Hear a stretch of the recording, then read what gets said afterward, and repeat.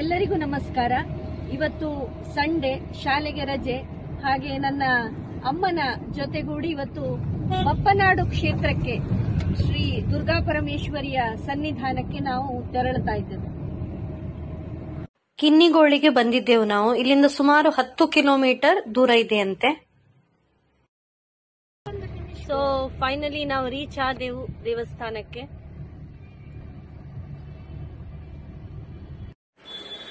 ನಾವು ಬಂದ ಸಮಯ ಕರೆಕ್ಟ್ ಆಗಿದೆ. ಮಧ್ಯಾಹ್ನ ಮಹಾಪೂಜೆಗೆ ಇನ್ನೇನು 5 ನಿಮಿಷ ಬಾಕಿ ಇತ್ತಷ್ಟೇ. ಸೊ ಸರಿಯಾದ ಸಮಯಕ್ಕೆ ಬಂದು ರೀಚ್ ಆದೆವು.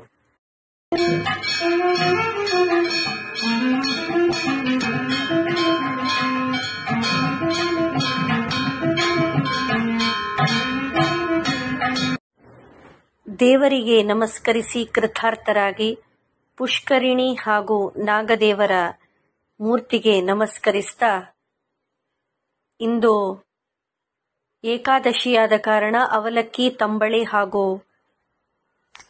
ಸಾಂಬಾರನ್ನ ಸ್ವೀಕರಿಸಿ ಅದರ ನಂತರ ಈ ಕ್ಷೇತ್ರದ ಮಹಾತ್ಮೆಯ ಬಗ್ಗೆ, ಇತಿಹಾಸದ ಬಗ್ಗೆ ತಿಳ್ಕೊಳ್ಳಿಕ್ಕೆ ನಾವೀಗ ಭಟ್ರ ಹತ್ರ ಬಂದಿದ್ದೇವೆ.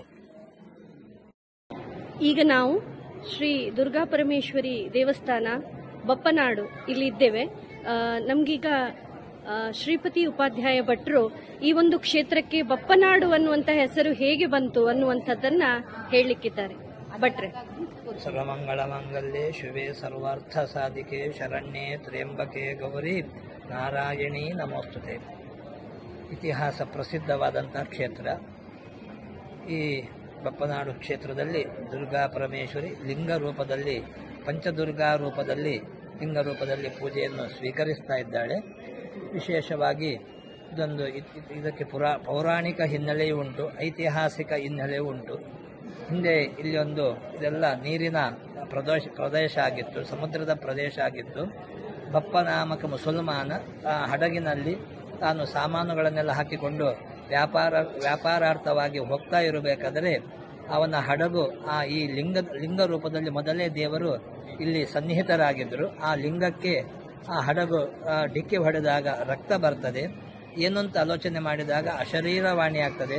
ನಾನು ದುರ್ಗಾ ಪರಮೇಶ್ವರಿ ಲಿಂಗ ರೂಪದಲ್ಲಿ ಸನ್ನಿಹಿತನಾಗಿದ್ದೆ, ನಿಮ್ಮ ಹಡಗು ತಾಗಿ ರಕ್ತ ಬಂದಿದೆ, ನನಗೆ ನೀನು ದೇವಸ್ಥಾನ ನಿರ್ಮಾಣ ಮಾಡಿಕೊಡು ಎಂಬುದಾಗಿ ದೇವಿ ಅಶರೀರವಾಣಿಯಲ್ಲಿ ಹೇಳಿದ್ಲು ಅಂತ.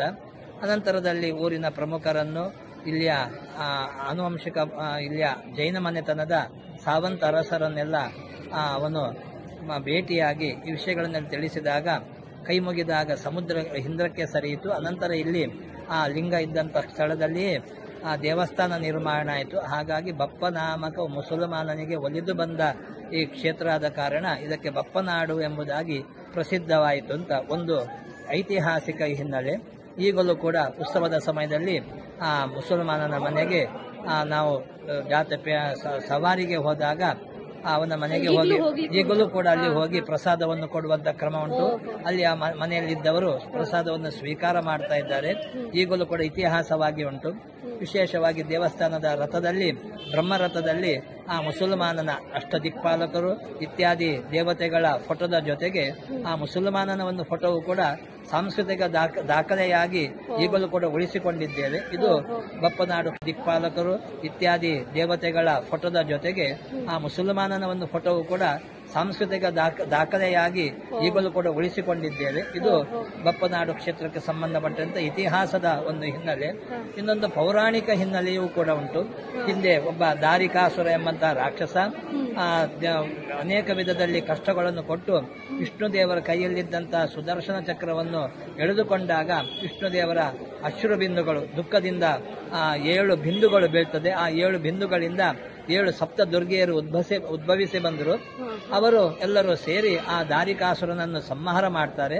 ಸಂಹಾರ ಮಾಡಿದ ನಂತರ ಒಂದೊಂದು ದೇವರು ಒಂದೊಂದು ಕಡೆಯಲ್ಲಿ ನಿಂತುಕೊಂಡು ಬರ್ತಾರೆ.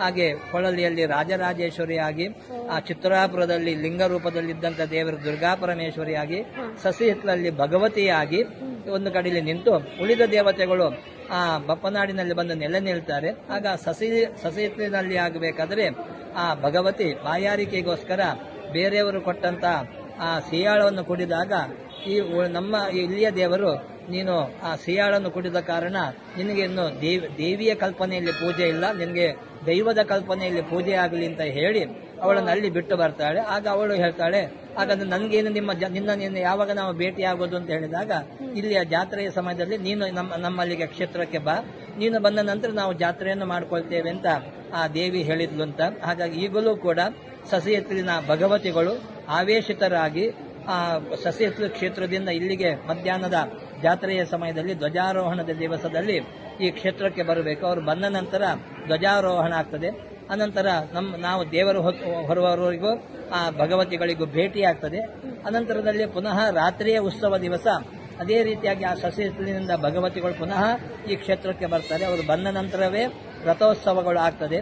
ರಥೋತ್ಸವ ಆದ ನಂತರ ಅವಭೃತ ಸ್ನಾನ ಆದ ನಂತರ ಇಲ್ಲಿಂದ ಭಗವತಿಗಳು ಹೋಗಿ ಆ ಸಸಿಯತ್ಲಿನಲ್ಲಿ ಅವರ ಉತ್ಸವವನ್ನು ಮಾಡಿಕೊಳ್ತಾರೆ. ಇದು ಕೂಡ ಇವತ್ತು ಕೂಡ ಇಂದಿಗೂ ಕೂಡ ಈ ಭೇಟಿಯ ಐತಿಹಾಸಿಕ ಸಂಬಂಧ ಇಂದಿಗೂ ಕೂಡ ನಾವು ಉಳಿಸಿಕೊಂಡಿದ್ದೇವೆ. ಈ ರೀತಿಯಾಗಿ ಪೌರಾಣಿಕ ಹಿನ್ನೆಲೆ ಒಂದು, ಇನ್ನೊಂದು ಐತಿಹಾಸಿಕ ಹಿನ್ನೆಲೆ ಒಂದು. ಈ ಒಂದು ಎರಡು ಹಿನ್ನೆಲೆಯಿಂದ ಈ ಕ್ಷೇತ್ರ ರಾರಾಜಿಸ್ತಾ ಇದೆ.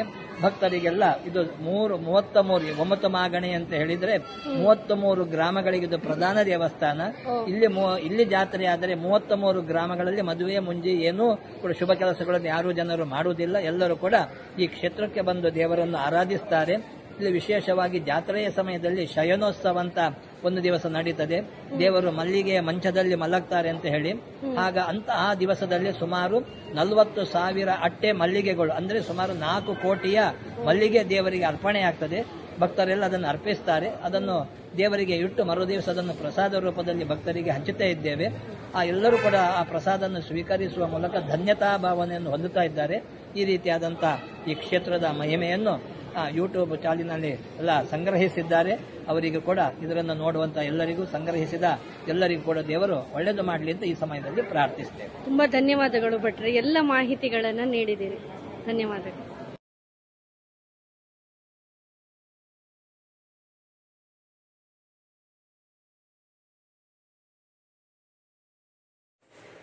ಶ್ರೀ ಕ್ಷೇತ್ರದ ಹೊರಾಂಗಣ ನೋಟ. ದೇವಿಯ ಕ್ಷೇತ್ರಕ್ಕೆ ಬಂದಾಗ ಬಳೆಗಳನ್ನ ಹಾಕಿ ಹೋಗುವಂಥದ್ದು ಒಂದು ನಮ್ಮ ಹಿಂದೂ ಸಂಸ್ಕೃತಿಯ ಒಂದು ಪದ್ಧತಿ. ಅದರಂತೆ ನಾನು ಕೂಡ ಬಳೆಯನ್ನ ಹಾಕಿಸ್ಕೊಳ್ತಾ ಇದ್ದೆ.